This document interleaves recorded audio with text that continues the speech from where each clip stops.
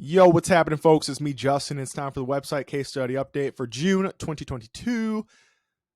We're going to do this damn thing. It's probably going to be a long one today. I feel like just running my mouth for a little bit. So buckle in, grab some popcorn, grab yourself a nice cold bevy, and follow me on Twitter. Even though I won't really be posting probably for at least like the first week or two of July. Just going to take a breather. Been on there way too much, just reading stuff and scrolling. Gotta chill out on that. So there's that. Anyway, let's go. Background information on this site. The website was launched in January 2020.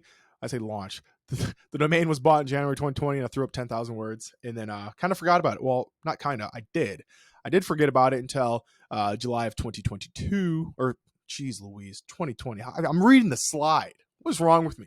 Until July 2020, about 2 years ago today. We'll say 2 years ago yesterday is when I was like, oh, this site's actually starting to get traffic. Let's start working on it.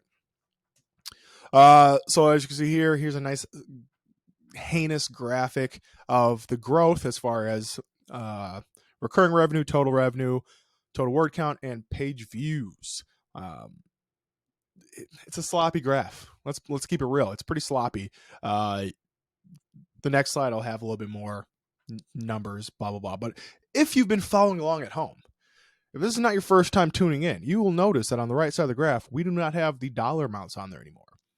That is because, well, doesn't really matter. Does zero benefit for me. I don't plan on doing no course selling. I don't plan on being some kind of guru.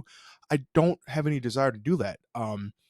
So for me to include that is zero upside. There's no benefit, but unlimited downside. If somebody were really motivated to make $2,000 a month, after 2 years of publishing content pretty inconsistently, then they could, with the amount of tidbits dropped on this channel, it's not that difficult to find this site. It's really not. So I figure, hey, if somebody's that motivated to go and dig through old case studies, which, you can look at the last one, go look at June 2022 if you want to get a number on the side there. They're probably motivated enough not to want to jack somebody else's shit. They'd have their own stuff working. So just remove that. And backwards logic, but I don't care. So words going up, MRI dropped slightly, and kind of one-off product sales went up slightly. But we're still not at what we were earlier this year in March and April. But that is called the summer slump. That is what happens in my industry niche, what have you. It even happened last year. 2 years ago, we weren't making anything, but there was a dip last year as well. But as you can see, after that, so let's pray for that. So by the numbers, 16 new posts were published for a total of 334. Additional 16,000 words were published, and don't think that all these articles were like 1,000 words each. If you know my methodology, it's a lot of reusable blocks which don't get counted into like overall total word count. They are very much just not counted. So these posts, like the big Mac Daddy posts, are like 2,600 words, end up being like almost 3,000 words. And then the reusable blocks are created from those posts. And then the only thing that's counted for those reusable block posts are like the intro and conclusion. So there's a lot more words on the front facing end of this site than what the word counter kind of plugin will gather. So deal with it. Revenue is up 4% over last month, but again, we're still not the highest month just yet, and it's not going to be next or like 1st September either, like the July case study, because this is going to be the worst month, like just cross period, over the last 4 or 5 months. Page views went up a little bit, 2,600 additional over last month. Whatever, been a lot of fluctuation. Really came out really well. The May algorithm update core algorithm update.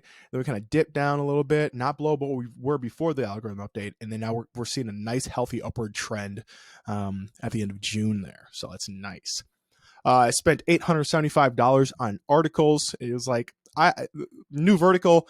I wrote the first like 4, 5, 6, and I'm like, dude, this fucking sucks. I'll pay somebody else to write this. Somebody else write this. So I talked to my guy. He's jamming it out. Good. And then $70 on email software. Won't be talking about that soon. ActiveCampaign. Boom. We're going to be talking about building moats because, well, somebody, some courteous gent, maybe lad or lady, whatever, reached out and said, hey, guess what? I found your site. And here's how I found it. So if you don't want anybody else to find your site, here's what you need to do. And I go, oh, you're right. Let me go ahead and delete those videos, or I kind of drop too much information, drop too many tidbits. So got rid of those videos, but it's also like, I know that, again, like I said earlier, anybody that's doing any damn thing isn't going to sit there and go, wow, $2,000 a month after 2 years of whatever. That's not bad. I'm going to copy his shit. No one's going to really do that. Anybody that does that isn't going to go through the effort of trying to find the site. But it's really not terribly difficult to find. But even so, I am going to, moving forward, like, focus on bringing shit in, in-house, and not rely so heavily on third parties and stuff that's copied or copyable. And that really just means building an email list. But I know my face is blocking this. But one of the cool things, there we go, just a disparity between SEMrush estimates and real traffic. Just showing this off a little bit, because this is kind of one of those things where it's like, yeah, you can come on and try and copy, the top performing articles, but for the most part, that's incorrect. That's incorrect. No, that's not for the most part. It is incorrect. So looking at this graph, I'm no data scientist. I'm no statistician or statistician, whatever the word is. I don't care about significant figures or the 95% blah blah blah blah. You know what I'm talking about? Stats. Boring. What this graph is supposed to, or trying to display, is how incorrect at least SEMrush is. Ahrefs is probably the same because they're one and the same. In an ideal world where SEMrush estimates were equal to what was actually going on, this graph would be split in half entirely, 50-50 orange, 50, orange and blue.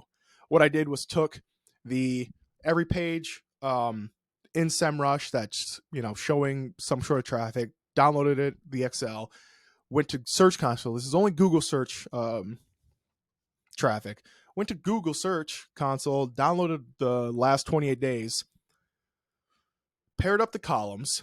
So URLs were matching. It's like a match statement. And then let's see, I took those, I subtracted or found the difference between estimates and real traffic. And then I did, this is the paranoia creeping in. I did an equals rand, to get a random, a column of random numbers. And I did another column of that column squared by another random number, or that. And then that's how I built the graph, was in the order of the second random column. Stupid, right? But that's how I did it. Anyway, so this isn't like from most traffic to least, or least to most. This is completely random, blah, blah, blah. Anyway, anything that you see is all blue, it's probably not the easiest read, and it's not, meant to be, because it's just numbers. But anything that's all blue is pages on my site that are getting some traffic, but they're showing zero traffic in SEMrush. Vice versa, anything that's a huge amount of orange is getting or showing in SEMrush a lot of traffic, but in reality, it's not getting that much. So as long as this graph, if it's created whatever, monthly or whatever, as long as this remains either mostly orange or mostly blue, or there's a lot of disparity between the two, and it's not even keel across the board, that's good. That means that it'd be hard to, we'll just say it this way. You couldn't go into SEMrush and just look at the top, 20 performing pages on there and copy those and get the same results, because some of those pages are getting, well, you like this one. Look at SEMrush saying, "Oh, this traffic," but in reality, it's not getting that much. There's a lot less traffic than what SEMrush is showing, and vice versa. We have pages that are getting some traffic. Again, it could be 1, it could be 1,000 visitors that are getting, or that aren't showing up SEMrush. So that's good. I'm cool with that. Anyway, next. Bloop. So we're collecting emails. We're doing some email collecting. Finally getting serious with it. I had been, I set up Klaviyo when I first started and was kind of doing emails that way a little bit, like some real like half-assed. Hey, and then I set up a Gumroad account to sell courses and ebooks and all that other kind of shit. And that was doing its thing for a little bit, but the emails were entirely, hey, did you buy this? Hey, you should buy this. Come buy this. Buy this. Please buy this. That's all they were. There was no information. There's no kind of relation building. It was just, did you buy this thing? Did you buy that thing? Hey, you should come buy this. So we're not gonna do that anymore. We're gonna get serious about email, and this is again building up that moat. So installed active campaign on June 14th, and that's where $70 a month comes in. Very small price to pay for what can be, what can become of these names and emails. Not even names, just emails. I don't care about the names, just email addresses. No personalization. And thus far, at the end of June, had 124 email subscribers. So roughly 5 to 15 subscribers per day with the opt-in. It's not just on the homepage, there is just hey, nope, I take it back. They're all just like, hey, put an email. You'll get this, PDF in your email. So that way they put in a real email, not some riffraff. And then I got a course, of course, 2 years ago, if you would ask me about courses and taking courses, I'd be like, yeah, you don't need that shit. Now I'm like, you know what? I don't want to have to sift through 70 blog posts to find information. Like, just here's $100. You tell me what to do. Gimme. So Matt Giovanisi, I hope I pronounced that right. I think that's correct. Got his Money Lab emails for bloggers course. Real cool. I mean, he goes in, he shows you his campaigns, like what he's got going on. This isn't a sales pitch for his. I've done no affiliate or anything like that. But he'll actually show you like real, hey, this is what I'm doing. Here's my actual email campaign. Here's the actual things I have set up. And it's like, oh, okay, like that's better than, hey, make a whatever, do a welcome series. And you go, well, what the fuck do I put? And he goes, no, this is my welcome series. And you go, oh, okay, that's convenient. So got that going on. What I need to still do as far as email goes, we're going to talk about email a lot more later on in the video. But right now, I need to at some point send like a Hail Mary out to my the 400 or so Klaviyo email subscribers. This is from like 2020, 2021, like this year. Like they're pretty old. I didn't want to just import them because there'd be a lot of shit. So I'm thinking I'm just going to send a Hail Mary out on Klaviyo and say, hey, here's like a 99% off coupon. Go buy something. And then I have them captured for the new stuff. Same with Gumroad.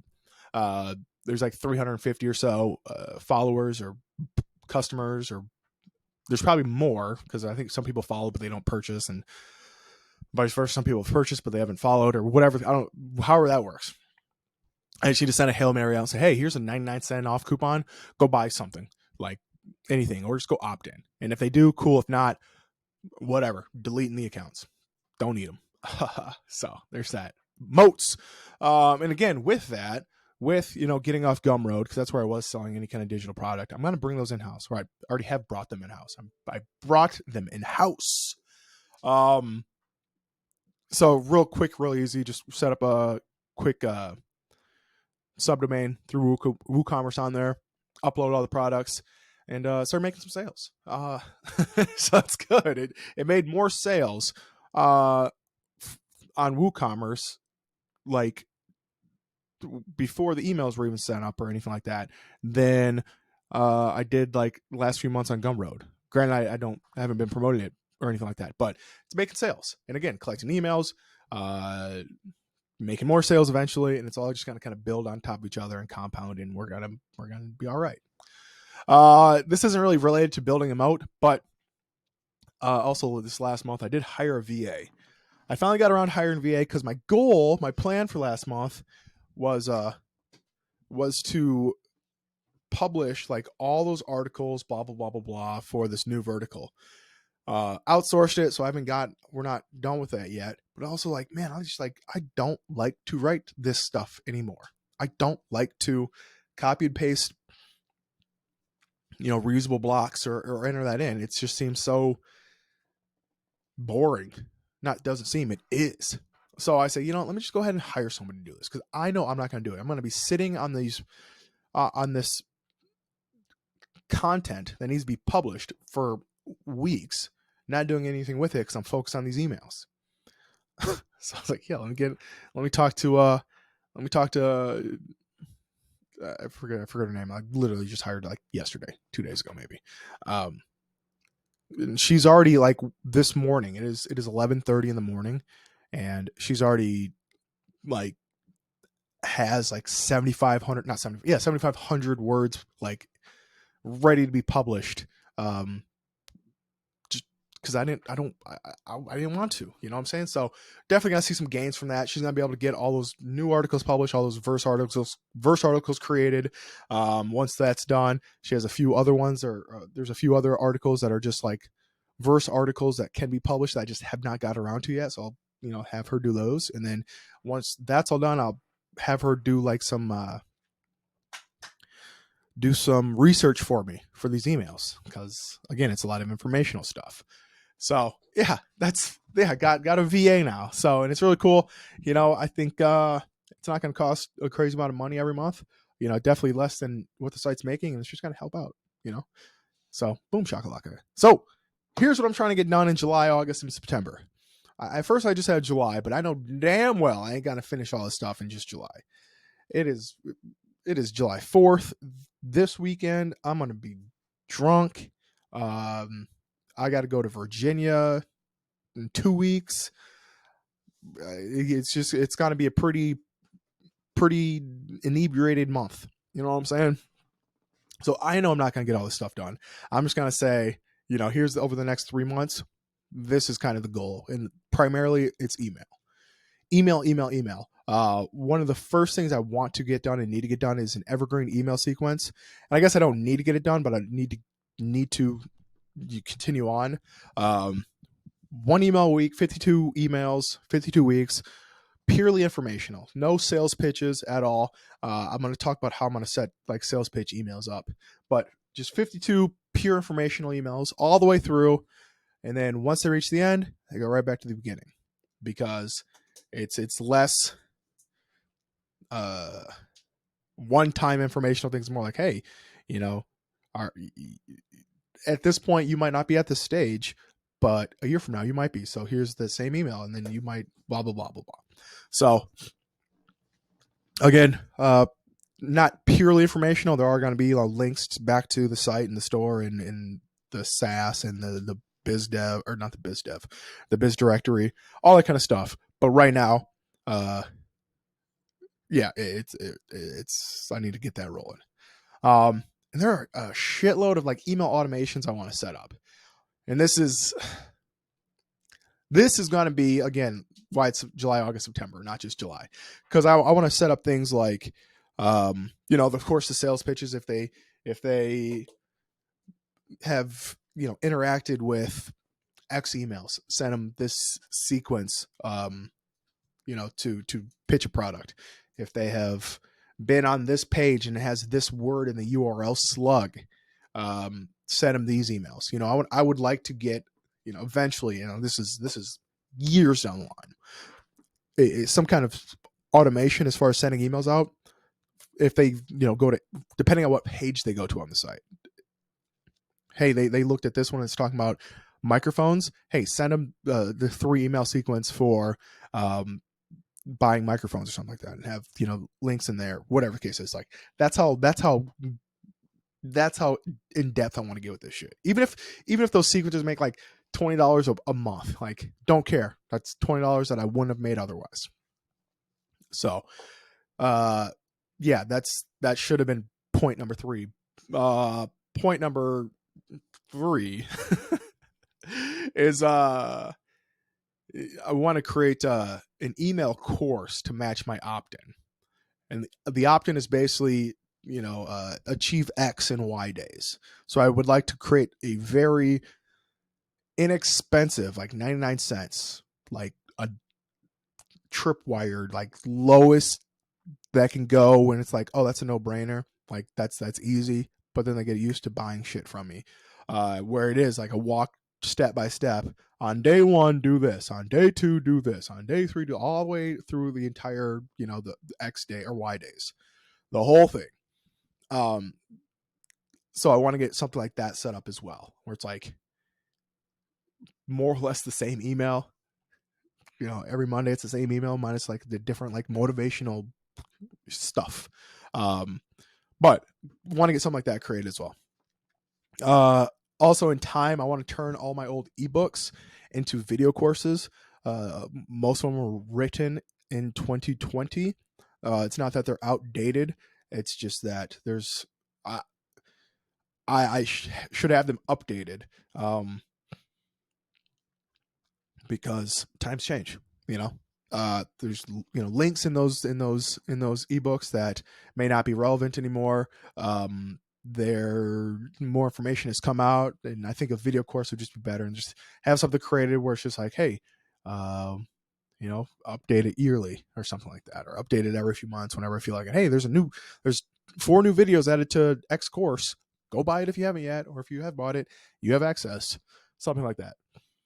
And along with video courses, I want to create sales pages for every product. Bought Miles Beckler's sales page kind of course.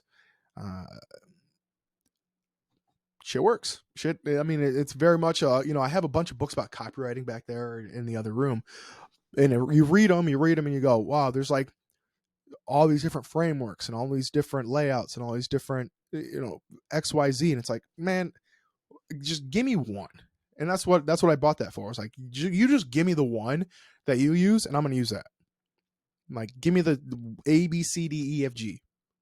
And that's it. So that's what I'm doing. That's what I did. And then with that, so when I send the emails for automation, instead of sending them when they click the link to, to the page on WooCommerce, the actual product page, I can send them to a sales page. And then when they click that link that says, yeah, buy it now, it takes them to the checkout page with that item in the cart, which is really simple to set up with, just manipulation of the URL. And then if they don't buy then they get the abandoned cart email sequence. It makes sense to me. It makes sense. So want to get that done. And lastly, at some point I need to rebuild the business directory site, because the software plugin, what have you, that's on there now doesn't like have an option for MRR.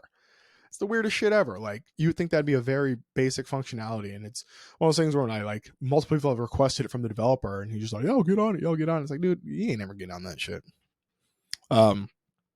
So I already found a different, again, just simple directory software. That way, I can have people come on there and like, hey, post your biz for $5, $10 a month, whatever the case is. Just to kind of, hey, here's another revenue stream. Hey, you've read the 17 emails. We're good to go. Like, you at this point, you should be doing something. You can afford $5-10 a month to post your shit. So there's that. Insights.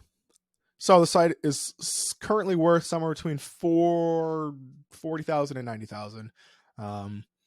We'll say $49,000 and $99,000. And that estimate is, based on like a 12-month 25x multiplier, 6-month 25-month multiplier. How does that? 12-month 25x multiplier and a 6-month 45x multiplier. So who knows? I've already passed last year's earnings this year. And again, I know I said I wasn't going to talk about dollars earlier, but it's like, hey, if you really want to find out, you can go back and watch the last video. You can go watch the year review or whatever, any of those old videos, and you know, whatever. Or yeah, so whatever. Past last year's earnings, and I know it's not like it shit's going to grow at a consistent rate where it's like, oh, last year I made 10, this year I made 20, next year I'll make 40, the year after that I'll make 80, 160, 320, blah, blah, blah. But it'd be cool. And the new articles have earned some amount of money, which is great.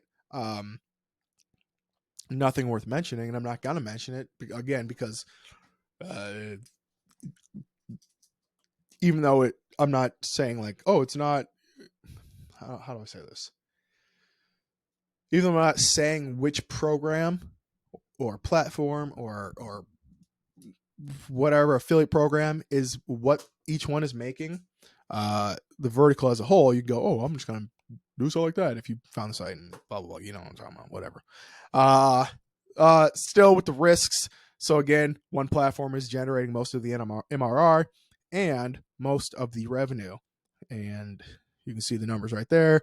It dropped a little bit on both MRR and total revenue, which is great because I'd rather not have, you know, one site be, or not one site, but one platform be the kind of end all be all. If that place, you know, disappeared, be like, oh shit, now I'm making, you know, $10 a month. You know what I mean? That kind of suck. So that's that. I think that's the last slide. Yeah, it's the last slide. So that's it. That is it. Bye.